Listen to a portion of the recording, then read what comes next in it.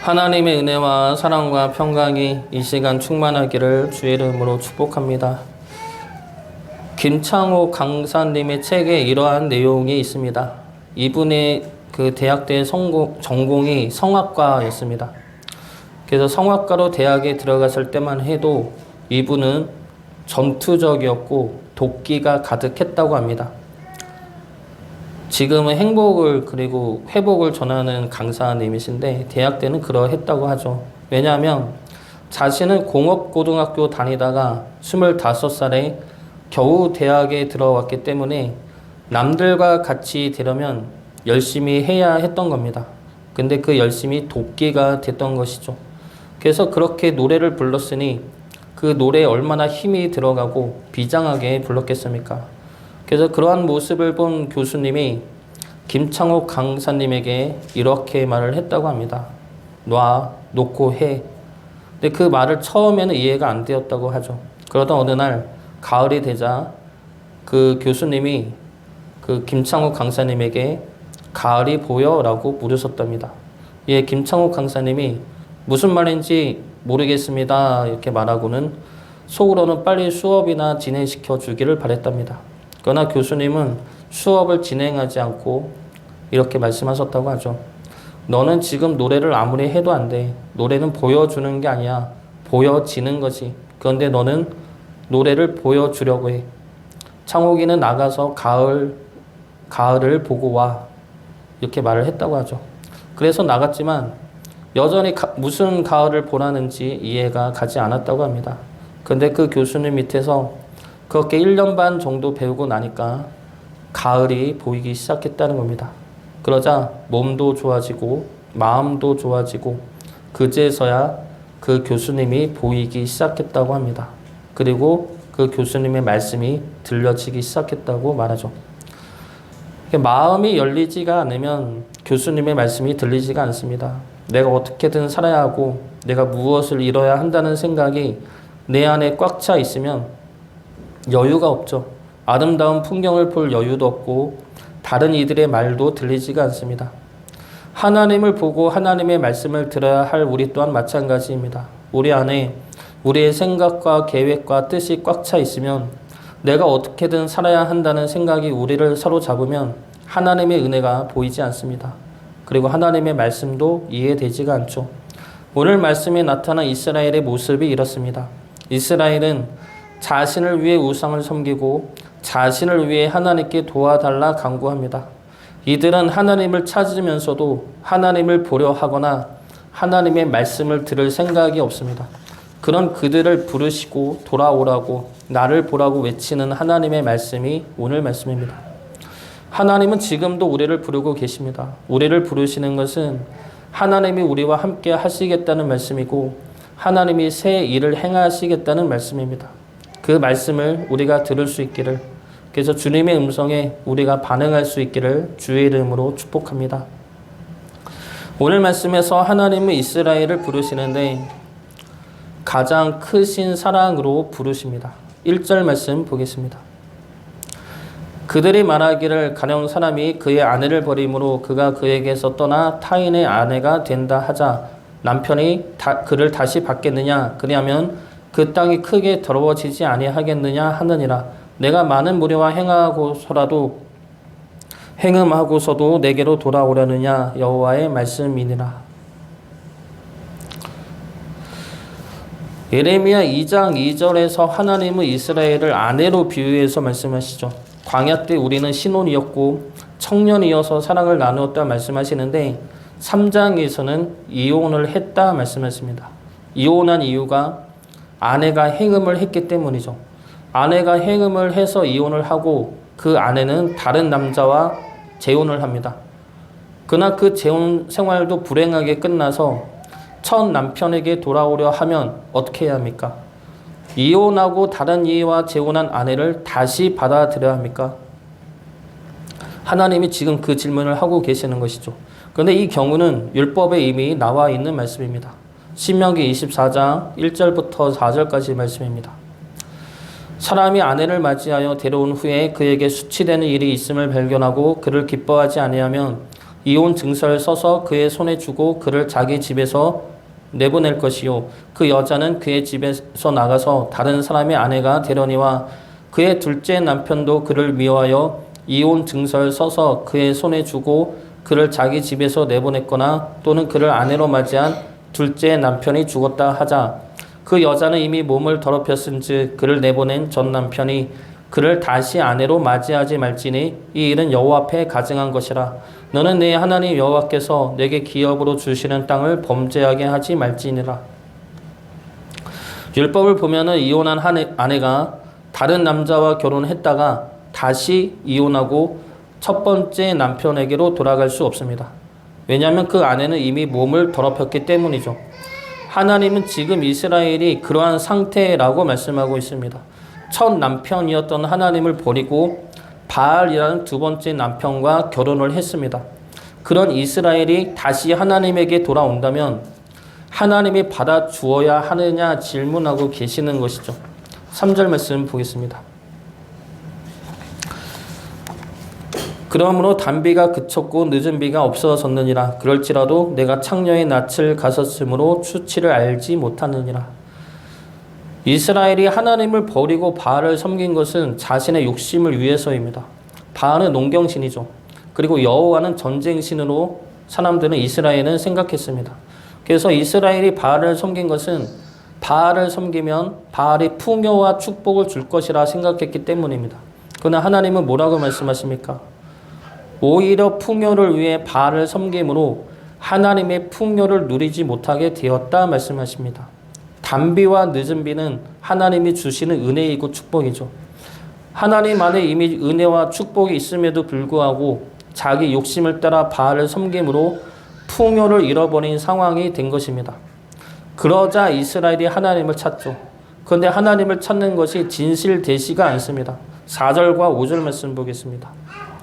내가 이제부터는 내게 부르짖기를 나의 아버지여 아버지는 나의 청년 시절의 보호자이시오니 노여움을 한없이 계속하시겠으며 끝까지 품으시겠나이까 하지 아니하겠느냐. 보라 내가 이같이 말하여도 악을 행하여 내 욕심을 이루었느니라 하시니라. 이스라엘이 풍요를 위해 바알을 섬기다가 힘드니까 하나님을 다시 찾습니다. 하나님을 향해서 하나님은 노여움을 한없이 계속하지 않음을 알고 기도하지만 하나님은 뭐라고 말씀하십니까? 내가 이같이 말하여도 악을 행하여 내 욕심을 이루고 있다 말씀하십니다. 이스라엘은 여전히 자신의 욕심을 위해 행동하고 있는 것이죠. 하나님에게 돌아오는 것도 자신의 삶이 어려우니까 자신의 풍요와 욕심을 하나님이 채워주기를 바라는 마음으로 돌아오는 겁니다. 그러니까 여전히 악을 행하는 것이죠. 목적이 하나님의 말씀에 순종하는 주의 백성이 되는 것이 아니라 하나님을 통해 내 욕심을 채우는 것이 목적이기 때문입니다. 정리하면 지금 하나님께 돌아오려는 이스라엘을 받아들일 수 없는 이유로 하나님은 두 가지를 말씀하십니다. 첫 번째 이유는 1절에 나왔듯이 율법에 금지되었던 더러움을 행하였기 때문입니다. 그리고 두 번째 이유는 이들의 회개가 진실된 회개가 아니라 자신의 욕심을 위한 회개이기 때문입니다. 하나님은 이 두 가지 이유를 말씀하시는데 그러면 하나님은 이러한 이유로 이스라엘을 다시 받아들이지 않습니까? 5절까지 말씀을 보면은 하나님은 이스라엘을 다시 받아들이지 않는 것처럼 말씀하시지만 결론은 그럼에도 불구하고 받아들이십니다. 오히려 돌아오라 말씀하시죠. 12절 말씀 보겠습니다. 너는 가서 북을 향하여 이 말을 선포하여 이르라. 여호와께서 이르시되 배역한 이스라엘아 돌아오라. 나의 노한 얼굴을 너희에게로 향하지 아니하리라. 나는 긍휼이 있는 자라 너를 한없이 품지 아니하느니라. 여호와의 말씀이니라. 하나님은 율법에서는 받아들일 수 없는 이스라엘을 그리고 진심으로 회개하지 아니하는 이스라엘을 그래도 버리지 않으십니다. 그래도 그들을 받아들이시죠. 그것이 하나님의 사랑이기 때문입니다. 하나님의 사랑은 율법에 한정된 사랑이 아닙니다. 하나님의 사랑은 율법을 초월한 사랑이죠. 율법에서 죄인이라 규정된 우리를 예수님을 보내 구원하신 사랑입니다. 하나님의 사랑은 우리의 죄악된 욕심에도 거짓된 회개에도 우리를 포기하지 않는 사랑이죠. 우리가 여전히 죄 가운데 있어도 우리를 버릴 수 없는 사랑입니다. 그래서 우리를 향한 하나님의 사랑은 그 어떤 것으로도 그 무엇으로도 끊을 수 없는 사랑입니다. 하나님의 사랑이 의심될 때를 크게 보면은 내 삶이 어려울 때, 그리고 내가 죄를 지었을 때인 것 같습니다. 그러나 하나님은 사랑의 하나님이시고 구원의 하나님이십니다. 환난 속에서 건져내시는 하나님이시고 죄와 죽음으로부터 구원해내시는 하나님입니다. 그 구원의 이유가 우리에게 있지 않고 우리를 사랑하시는 하나님에게 있기 때문이죠. 그래서 우리를 향한 하나님의 사랑은 절대 끊어지지가 않습니다. 우리를 향한 하나님의 사랑을 의심하지 마시고 하나님의 사랑에 의지하여 언제든지 하나님께 돌아오고 의지할 수 있기를 주의 이름으로 축복합니다. 두 번째로 하나님은 이스라엘이 죄로부터 돌이키기를 가르치십니다.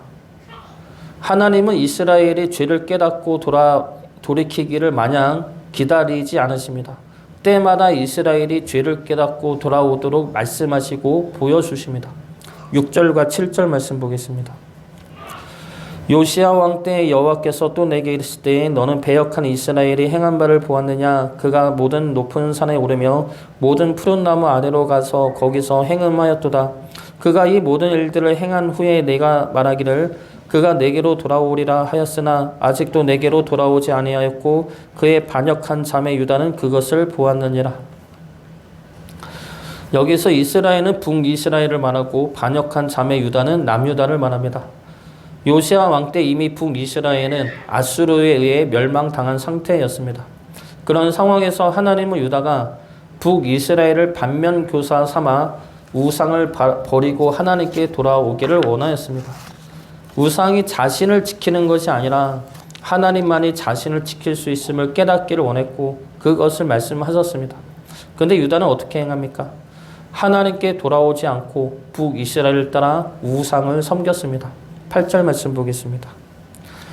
내게 배역한 이스라엘이 간음을 행하였으므로 내가 그를 내쫓고 그에게 이혼서까지 주었으되 그의 반역한 자매 유다가 두려워하지 아니하고 자기도 가서 행음함을 내가 보았느라. 하나님께 돌아오기는커녕 남유다 역시 북이스라엘을 따라 우상을 섬깁니다. 이러한 모습이 미련하고 답답해 보이지만 우리 역시도 이럴 때가 많죠. 저 또한 젊을 때는 사회 부조리한 모습들과 정의를 행하지 않는 이들을 보면서 그들을 비난하고 어떻게 저럴 수 있을까 한심해 보였습니다. 그런데 나이가 들수록 저 또한 그런 모습을 보일 때가 있어서 스스로 두려울 때가 많습니다. 제가 평소에 설교 말씀을 많이 들었고 책도 많이 사서 읽었던, 그래서 존경했던 목사님이 계십니다. 은퇴하신 목사님이신데 그분이 얼마 전에 돈 문제 관련해서 불미스러운 일을 행했습니다. 그래서 결국 자신이 개척하고 은퇴했던 교회를 떠나기로 했는데 그 모습을 보면서 너무 실망을 했습니다.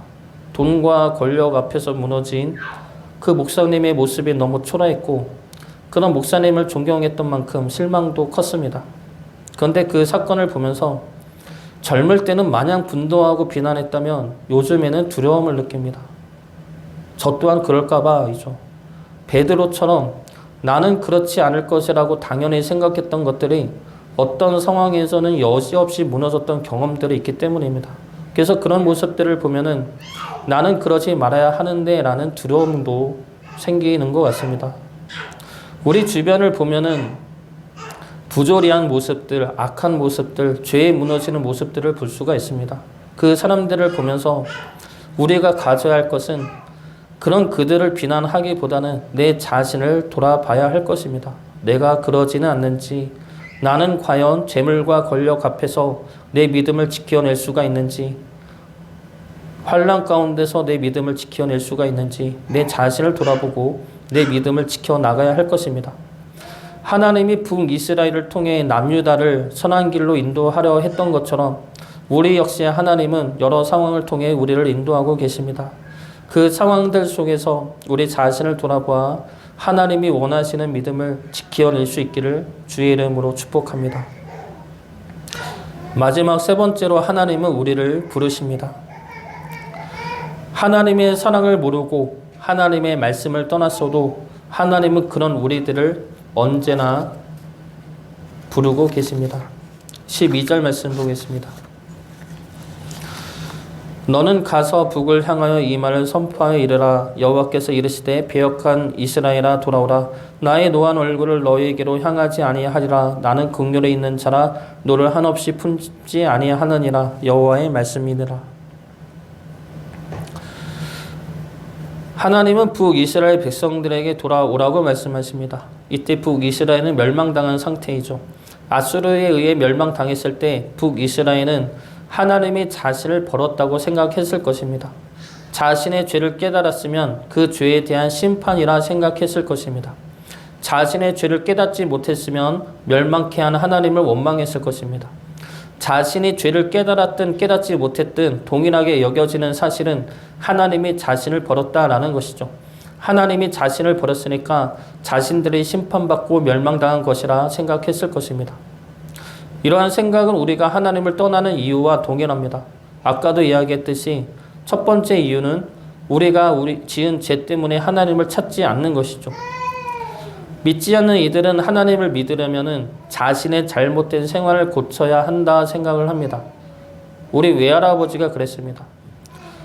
내가 술을 끊어야 교회를 가지 술 먹으면서 어떻게 교회를 가겠느냐, 이런 생각으로 술을 끊고 나서 교회를 갔습니다. 근데 그 기간이 상당히 오래 걸렸죠. 근데 이러한 생각을 가진 이들이 많습니다. 하나님 앞에 가려면 자신이 그래도 어느 정도는 깨끗해져야 한다 생각하는 것이죠. 믿는 이들도 이러한 생각으로 하나님을 떠나는 경우가 있습니다. 반복되는 죄가 있어서 죄를 회개해도 계속 죄에 빠지는 자신이 하나님 앞에 부끄러워서 하나님을 떠나는 경우입니다. 하나님 앞에 내 자신이 더럽고 부끄럽다 생각하면은 하나님도 자신을 사랑하지 않을 것 같아서 떠나는 경우이죠. 그리고 두 번째 이유는 내가 감당하기 어려운 환난 때문에 하나님을 떠나는 경우입니다. 이러한 경우가 많을 것입니다. 그리고 이해가 되지도 않을 것이죠. 지금 나에게 허락하신 이 환난과 어려움 속에 무엇이 하나님의 뜻이고 무엇이 하나님의 은혜인지 찾을 수가 없죠. 그래서 힘들고 그래서 낙심하게 되는 겁니다. 그러면서 하나님 믿어도 소용없다라는 생각이 들면 하나님을 떠나게 되는 것이죠. 지금 북이스라엘이 이러한 이유로 하나님을 떠나고 다시 돌아올 생각조차 하지 않는 겁니다. 내 죄 때문에 그리고 멸망과 심판이라는 환난 때문에 하나님이 나를 버렸고 그래서 나를 버린 하나님에게 나는 돌아갈 수 없다라는 것이 이스라엘의 생각입니다. 그런데 하나님은 지금 뭐라고 말씀하십니까? 돌아오라 말씀하시죠. 버리지 않았다 말씀하십니다. 더 이상 분노하지 않고 긍휼히 여긴다 말씀하십니다. 이혼 증서까지 내주었지만 그래도 돌아오라 말씀하십니다. 하나님은 돌아오라 말씀만 하지 않으시고 직접 우리를 찾으러 내려오셨죠. 돌아오라 해도 안 오는 우리를 위해 우리와 같아지셨고 죄에 갇힌 우리를 십자가로 풀어주셨습니다. 그러면서 우리를 얼마나 기다리고 계시는지, 우리와 얼마나 함께하고 싶어 하시는지, 우리를 얼마나 사랑하시는지를 직접 보여주셨습니다. 하나님이 우리를 부르시는 것은 우리의 회복과 생명을 주기 위함입니다. 죄로부터 구원하시고 죽음으로부터 살리기 위해서입니다. 하나님을 떠나서는 회복과 생명이 이루어지지 않기 때문에 하나님은 우리를 부르시고 우리에게 오신 것입니다. 하나님과 우리의 사이를 막는 것은 어떤 것도 있을 수가 없습니다. 죄도 죽음도 우리가 겪는 환난도 우리를 향한 하나님의 사랑과 우리를 부르시는 은혜의 역사를 막을 수는 없습니다. 하나님은 늘 언제나 우리를 부르시고 우리와 함께 하십니다. 하나님이 우리를 회복시키시며 우리를 구원하십니다. 회복과 구원의 하나님 안에서 우리 몸과 영혼이 날마다 쉼을 얻고 주의 거룩한 백성으로 회복되어져 가기를 주의 이름으로 축복합니다.